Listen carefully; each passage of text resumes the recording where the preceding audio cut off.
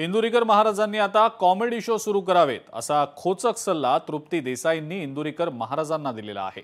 लेकीच्या साखरपुड्यानंतर इंदुरीकर महाराजांना प्रचंड troll social मीडियावर करण्यात आलेलं होतं आणि त्यानंतर आता इंदुरीकर महाराजांनी कीर्तन सोडण्याचे संकेत दिले।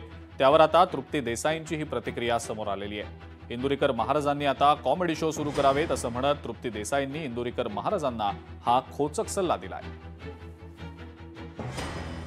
इंदुरीकर, तुमच्या कीर्तनामध्ये जेव्हा दुसऱ्यांच्या मुलीच्या दुसऱ्यांच्या घरच्यांच्या आई वडिलांची बदनामी होत होती तेव्हा तुम्हाला काहीच वाटलं नाही, आणि जेव्हा तुम्ही मुलीचा साखरपुडा शाही थाटात साजरा केला आम्हाला त्याची अडचण काहीच नाहीये।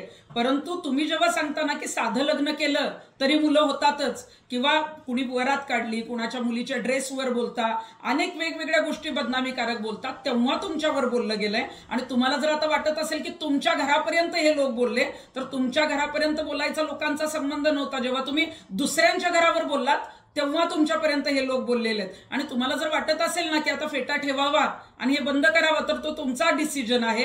कारण तुम्ही जेव्हा दुसऱ्यांना बोलता तेव्हा तुम्हाला मजा वाटते, तेव्हा तुम्ही हसता, तुम्ही टाळ्या वाजवायला लावता, आणि जेव्हा तुमच्या घरापर्यंत आलं तेव्हा मात्र तुम्हाला वाईट वाटतंय। तुम्हाला कीर्तन करायचंय नाही करायचंय हा तुमचा प्रश्न आहे। शेवटी कीर्तन नसतंच, ती कॉमेडीच असते। त्यामुळे आता कीर्तन बंद करा तुम्हाला जर वाटत असेल तर, आणि कॉमेडी शो सुरू करा।